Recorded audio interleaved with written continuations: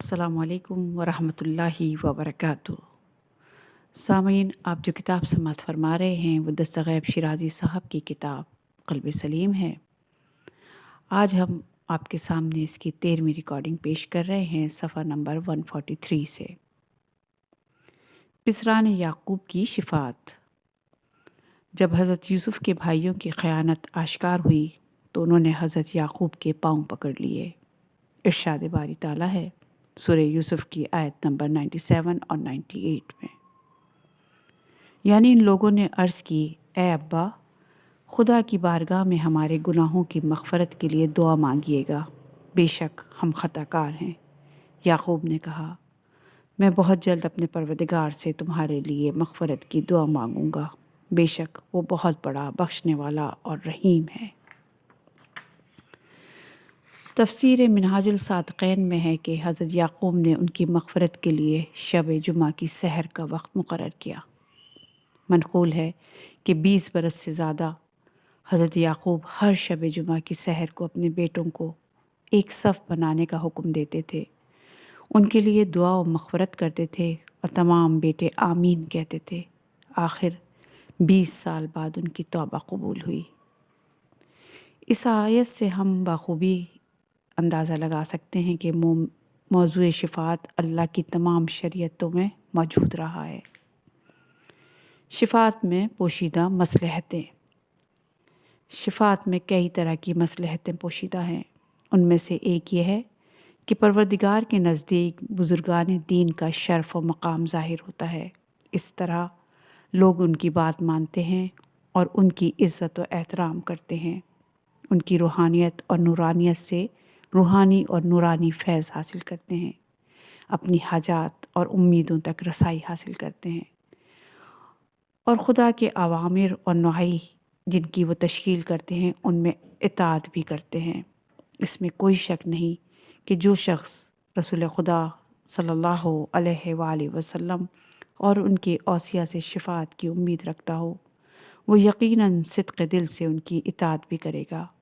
اگر کہیں وہ ان کے احکام کے برخلاف بھی چلے گا تو اس کا موجب لاپرواہی اور ڈھیٹ پن نہیں ہوگا، بلکہ اس کے پیچھے نفسیاتی خواہشات ہوں گی۔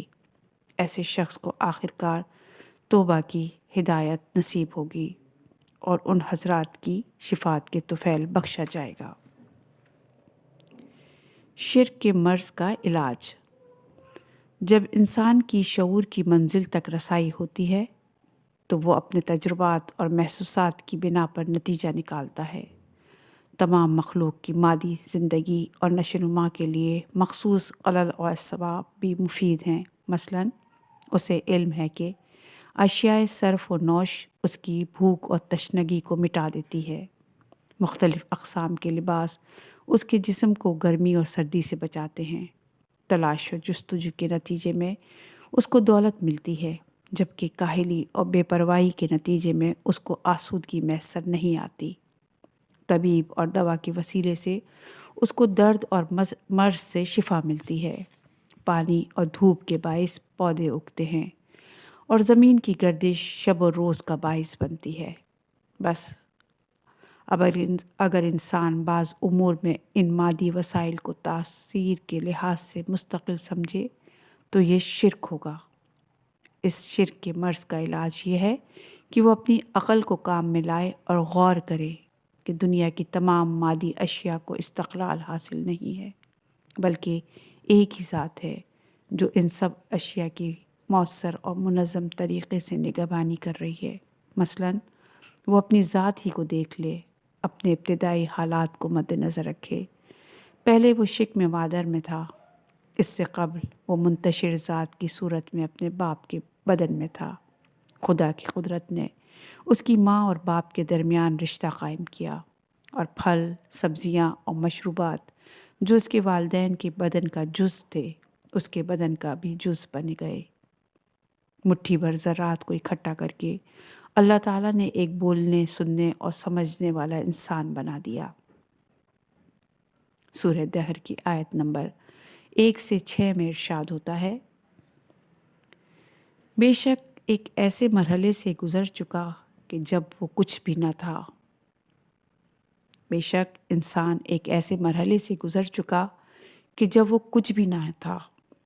ہم نے انسان کو رحم میں مرد و زن کے ایک مخلوط نطفے سے پیدا کیا تاکہ اسے آزما کر دیکھیں۔ بس ہم نے اسے سماعت اور بصارت کی قوتوں سے بھی نوازا۔ کچھ ایسے ہی حال جہان ہستی کے تمام اجزاء کا ہے۔ ان سب کے تجزیے سے معلوم ہوتا ہے کہ تمام اشیاء عدم سے وجود میں آئی ہیں۔ بس کوئی ایسا خالق ضرور ہے جس نے انہیں لباس ہستی عطا فرمایا ہے اور ان کی موجودہ حد کی نگہبانی کی ہے۔ اثر اور مؤثر یا خالق اور مخلوق، کوئی بھی چیز بذات خود وجود میں نہیں آئی بلکہ اس کا کوئی مؤثر یا خالق ضرور ہے۔ ہر اثر یا مخلوق کے لیے مؤثر یا خالق کا ہونا لازمی ہے۔ اسی طرح ہر طرح کی مخلوق کی تخلیق کے بعد اس کے وجود کے کچھ خواص اور آثار ہوتے ہیں۔ ان آثار و خواص کو کمالات ثامنی کہا جاتا ہے۔ ہر چیز کا بنیادی اور ابتدائی کمال عدم سے وجود میں آتا ہے۔ اس کے لیے خالق کی ضرورت ہوتی ہے۔ مثلاً اللہ تعالیٰ نے انسان کو سمیع اور بصیر بنایا ہے۔ یہ سماعت اور بصارت اس کے کمالات ثامنی ہیں۔ ان کا خالق وہی ہے جو اثر یعنی انسانی وجود کا خالق ہے۔ علت و معلول اور تاثیر، کوئی بھی شخص علت و معلول یا سبب اور مسبب کے قانون کا منکر نہیں۔ آگ کے باعث جلے ہوئے کاغذ اور آگ کو دیکھ کر کون اس بات کا منکر ہوگا کہ آگ اور جلانے کی صفت میں کوئی تعلق نہیں ہے۔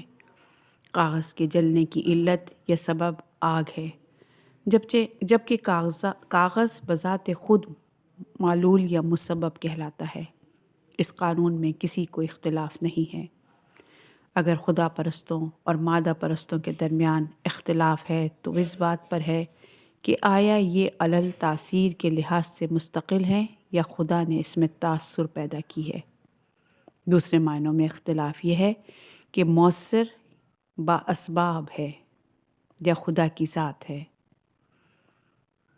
توحید کے متوالے کہتے ہیں اگر خدا چاہے تو اسباب میں اثر دیتا ہے ورنہ غیر مؤثر کر دیتا ہے۔ نمرودی لاکھ کوشش کریں کہ آگ ابراہیم کو جلا دے لیکن وہ اسے نہیں جلائے گی بلکہ اس کے لیے ٹھنڈک و سلامتی کا ذریعہ ثابت ہوگی۔ اسی طرح دوا کا اثر مؤثر یا بے اثر ہونا بھی اللہ کے ہاتھ میں ہے۔ خدا کے کہنے ہی سے آگ کاغذ کو جلاتی ہے ورنہ نہیں۔ سورہ یاسین کی آیت نمبر 83 میں ارشاد ہوتا ہے، پس اللہ تعالیٰ ہر طرح کے عیوب سے پاک ہے اور اسی کے قبضۂ قدرت میں ہر چیز کی حکومت ہے اور تم کو صرف اسی کی طرف لوٹ کر جانا ہے۔ اس موضوع پر تفصیل کے لیے کتاب گناہان کبیرہ میں شرک اور یاس کا موضوع آپ سب دیکھ سکتے ہیں اور پڑھ سکتے ہیں اور استفادہ حاصل کر سکتے ہیں۔ فارسی کے کچھ اشعار کا ترجمہ ہے۔ زمین و آسمان کے تمام ذرات امتحان گاہ میں خدا کا لشکر ہیں۔ تو نے دیکھا کہ پانی نے طوفان نوح کے وقت کیا قیامت برپا کی تھی، اور تو نے دیکھا کہ ہوا نے قوم عاد کے ساتھ کیا سلوک کیا تھا، اور سمندر نے فرعون کا کیا حشر کیا، اور زمین نے قارون کے ساتھ کیا معاملہ کیا تھا، اور ابابیل کے لشکر نے ہاتھیوں سے کیا کیا، اور مچھروں نے نمرود کی فوج کو کیسے پسپا کیا، اور داؤد نے جو پتھر غلیل کے ذریعے سے پھینکا تھا اس سے جالوت کے جسم کے 300 ٹکڑے بھی ہوئے اور اس کے لشکر کو شکست بھی ملی۔ خدا نے لوط کے دشمنوں پر پتھروں کی بارش کی تاکہ وہ بدبخت آب سیاہ میں غوطہ کھاتے رہیں۔ تخلیقی امور میں انسان کوئی قدرت نہیں رکھتا۔ انسان تکوینی امور میں مجبور اور بے بس ہے۔ وہ اپنے اعضاء اور جوارح شکل و صورت کے لیے اللہ کا محتاج ہے۔ اسی طرح بیماری اور صحت، ذلت اور عزت، تکلیف و عافیت، جوانی و پیری کے لیے بھی خود مختار نہیں ہے۔ اور اس کے علاوہ کچھ امور خود انسان کے ارادے سے مربوط ہوتے ہیں، یعنی اگر انسان چاہے تو ہو جائے اور نہ چاہے تو نہ ہو۔ انسان کی طاقت و توانائی انہی تک محدود رہتی ہے۔ وہ روٹی کا لقمہ توڑنے کے لیے بھی خدا کی دی ہوئی توانائی صرف کرتا ہے۔ اگر خدا توانائی سلب کرے تو وہ اپنی زبان کو ذرا سی حرکت بھی نہ دے سکے گا اور نہ ہی انگشت کو حرکت دے سکے گا۔ اللہ کی مرضی سے انسان ماں باپ کا مقام تو حاصل کر لیتا ہے، مگر اس سے کہا جائے کہ ایک کیڑے کو عدم سے وجود میں لا کر دکھائیں یا مادے کے استعمال کے بغیر کوئی چیز بنا کر دکھائیں تو پھر وہ بے بس اور مجبور نظر آتے ہیں۔ سورہ تکویر کی آیت نمبر 29 میں ارشاد باری تعالیٰ ہوتا ہے، تم لوگ اپنی مرضی سے کچھ نہیں کر سکتے مگر یہ کہ سارے جہانوں کے پالنے والا خدا کی رضا ہو تو کچھ کر سکتے ہو۔ خدا کی رضا ہر مسلمان پر لازم ہے کہ کسی امر کے ارادے یا فیصلے کے دوران خدا کی رضا اور مشیت کو ضرور سامنے رکھے اور دل میں یہ خیال کرے کہ کام کی تکمیل میں کوشش کروں گا۔ اب یہ اللہ کی رضا اور مشیت پر منحصر ہے کہ یہ کام پائے تکمیل کو پہنچے گا یا ادھورا رہ جائے گا۔ انشاءاللہ کہنے کی تاکید پس ہر کام کے ارادے سے قبل انشاءاللہ ضرور کہنا چاہیے، یعنی خدا نے چاہا تو فلاں کام ضرور سر انجام دوں گا۔ قرآن مجید میں اس کا صراحت کے ساتھ ذکر موجود ہے۔ سورہ کہف کی آیت نمبر 23 میں ارشاد باری تعالیٰ ہے، یعنی تم ہرگز کسی کام کے سلسلے میں یہ نہ کہو کہ میں اس کو کل کروں گا، مگر یہ کہ انشاءاللہ بھی کہا کرو۔ خلاصہ یہ کہ اگر رحمان کی رضا نہ ہو تو انسان کی رضا کچھ بھی نہیں۔ ارادوں کے ٹوٹنے سے خدا پہچانا جاتا ہے۔ نہج البلاغہ میں امیر المومنین کا مشہور جملہ، یعنی میں نے خدا کو ارادوں کے ٹوٹنے، عقدوں کے حل ہو جانے اور ہمتوں کے ٹوٹ جانے کی وجہ سے پہچانا۔ کتاب غرر الحکم میں اس کے بعد سورہ کہف کی یہ آیت موجود ہے،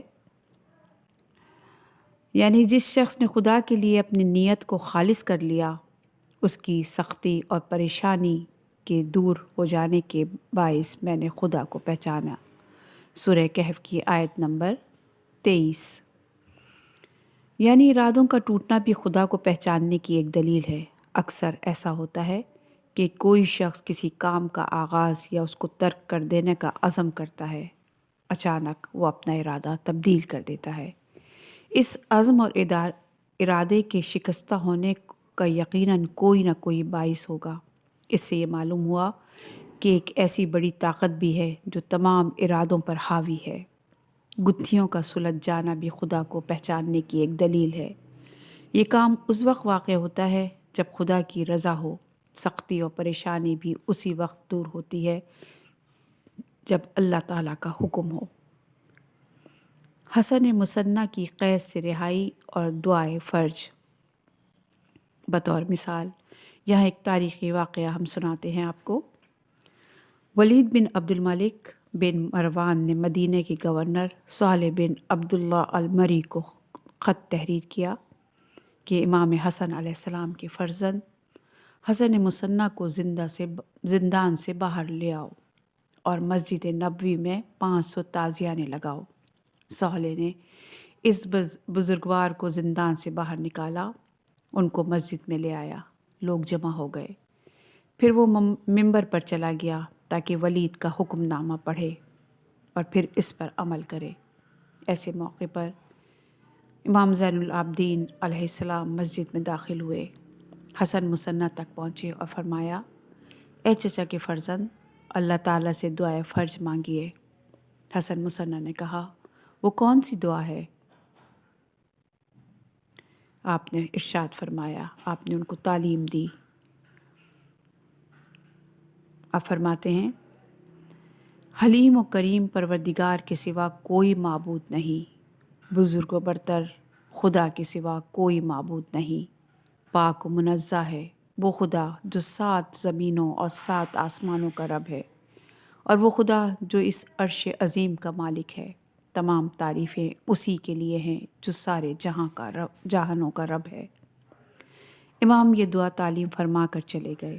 جناب حسن مصنع نے اس دعا کو تواتر کے ساتھ پڑھنا شروع کیا، یہاں تک کہ صالح خط پڑھ کر فارغ ہوا اور پھر ممبر سے اتر آیا تاکہ ولید کے حکم کی تعمیل کرے۔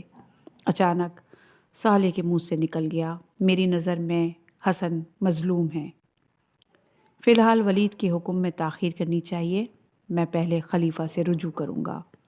گورنر صالح نے خلیفہ کو خط تحریر کیا۔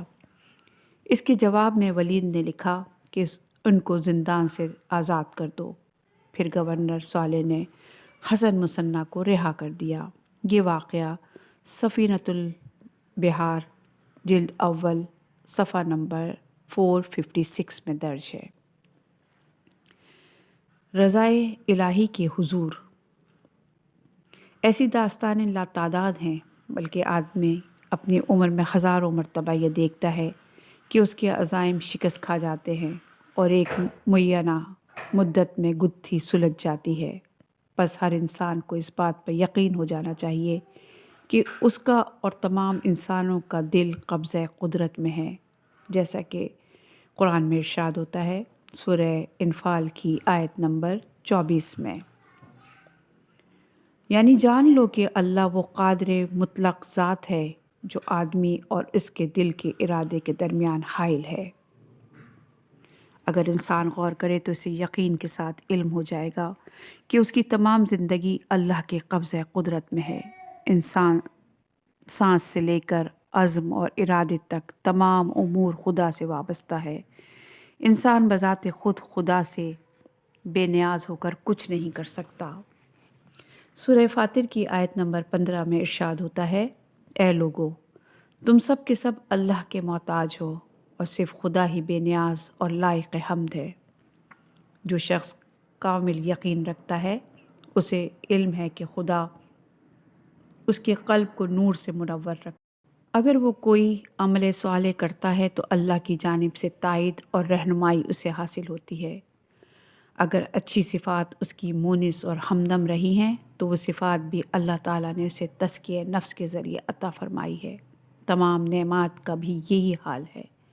بس انسان کو غرور اور تکبر سے پرہیز کرنا چاہیے، بلکہ اس امر سے ڈرنا چاہیے کہ کہیں ناشکری کے باعث یہ نعمت چھن نہ جائے، کہیں ایسا نہ ہو کہ اس میں کفر، شرک، نفاق یا کوئی اور مکروہ صفت پوشیدہ ہو، کہیں ایسا نہ ہو کہ وہ کوئی فعل بد اور گناہ کا مرتکب ہو، کہیں ایسا نہ ہو کہ خدا اس کا ساتھ چھوڑ دے۔